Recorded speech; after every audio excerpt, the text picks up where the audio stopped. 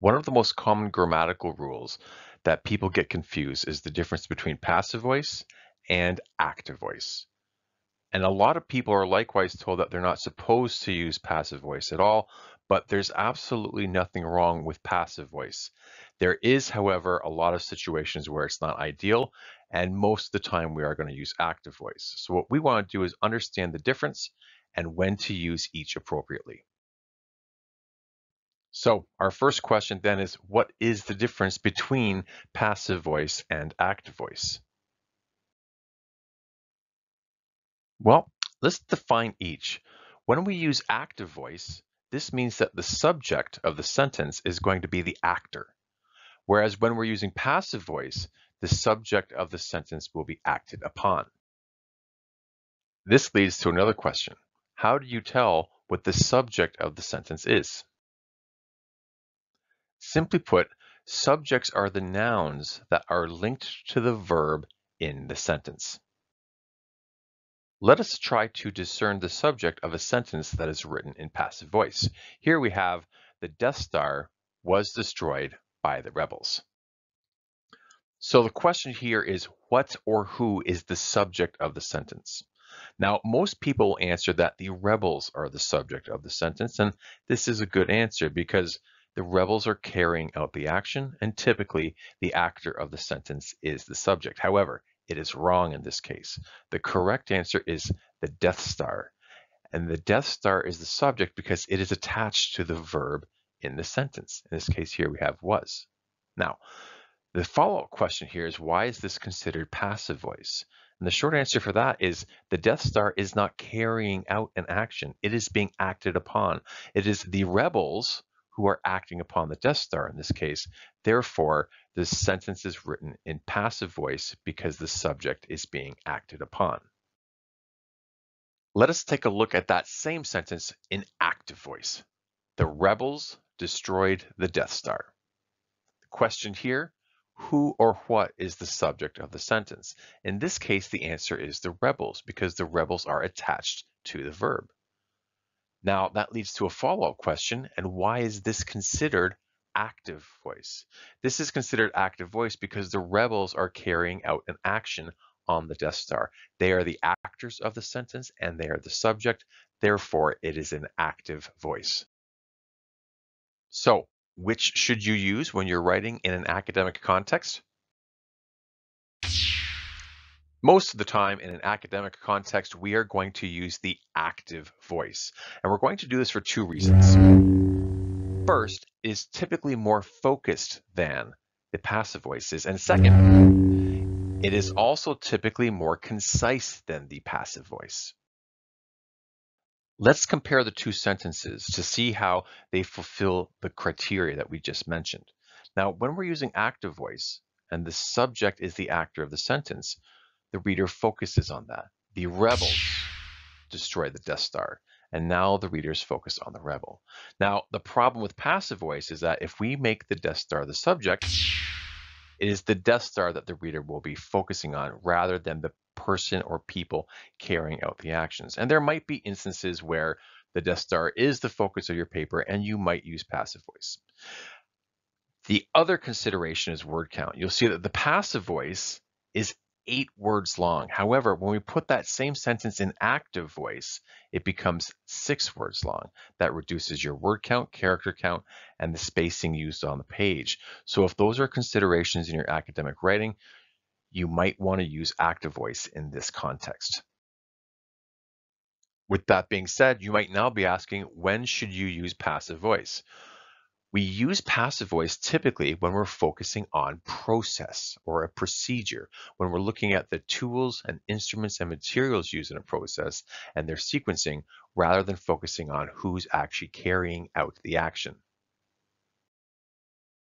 Example, we might say the knife was used to cut the cheese. Now, who or what is the subject in this sentence? The knife is the subject because it is attached to the verb was used. However, there are no actors in this sentence. The cheese on the bottom is not the actor. If we used the active voice, we need to add the person carrying out the action. Here we have the chef used the knife to cut the cheese. So Who or what is the subject here? Well, it's the chef, because the chef is attached to the verb. Let's compare passive and active voice forms of this sentence to see how they contrast in this particular context. For active voice, we've included the chef, and the chef is the actor. We've put it in active voice, making the chef the subject. The chef used the knife to cut the cheese. And now the reader sees the chef as a subject, and they're going to focus on the chef. However, the problem here is we do not care who cut the cheese. What we want to know is what tools can we use if we want to cut the cheese. So we don't want to focus on the chef. We're going to use passive voice. Up top, the knife was used to cut the cheese. And now the knife is the tool or the instrument being used to cut the cheese. And now we know what tool we need if we want to cut the cheese. Again, we don't care who cut the cheese. We want to know how to cut it ourselves.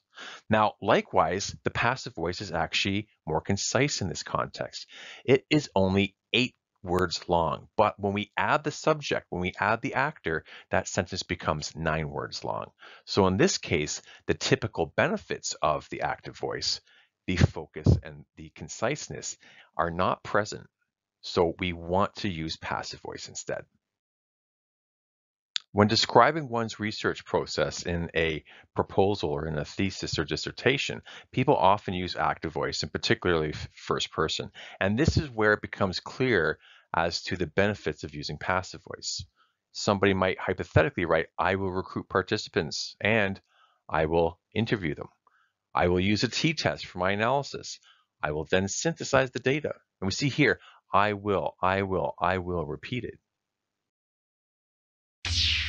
So, what are the issues with this approach? Well, first and foremost, the use of first person is typically considered informal in academic writing.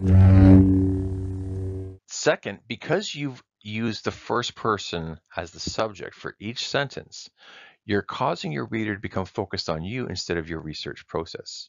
As a result, they won't be focused on the processes you're describing, but who you are and what your role is. And finally, this actually makes the sentence structure wordier than it needs to be. Now, likewise, a lot of people, to resolve the issues of the informality, will use active voice in third person. The researcher will recruit and interview participants. The researcher will use the t-test, but even here you see that same repetition coming out. And now on top of it, you sound like you're a pro wrestler because you're talking about yourself in third person. And this is problematic as well. But if we put that research process in passive voice, third person, those issues are resolved. Participants will be recruited. Data will be collected via survey. A t-test will be used for analysis. The benefits to this are multifold. First and foremost, you're now back into formal writing. You're talking about your subject, not yourself. Second, you are now focused on the actual research process. The reader will be focusing on the actions being taken and how they're being performed. And finally, it's going to be more concise. You've removed the I will from each sentence, and now you just have the pieces left over that describe the function. Let's do a quick summary. Active voice. This describes instances where the subject of the sentence is performing an action. Specifically, the subject being the noun attached to the verb in the sentence. Now, in contrast, the passive voice means that the subject is being acted upon. So the subject of the sentence, the noun or nouns attached to the verb, is not carrying out an action, but is rather being acted upon, either by the object of the sentence or by a force outside of the sentence. The things that we'll be considering whenever we're deciding whether or not to choose active voice or passive voice are the conciseness of our phrasing, the focus of our language, and the formality of our words choice. And in most contexts for academic writing, active voice will be the ideal option in each instance. However, for a research proposal, when we're describing the process of our methods and our research and our data collection, or in other instances where we're focusing on the process, the materials and steps and tools involved, we're typically going to be using passive voice. I hope that was clear and that you'll be able to apply this lesson in your academic writing moving forward. If you have any questions, though, don't hesitate to drop them in the comments section below, and we'll be sure to get back to them as soon as possible.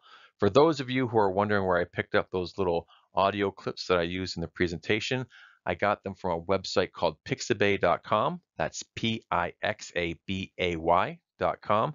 Feel free to check them out if you're looking to spruce up your PowerPoint slides and videos a little bit.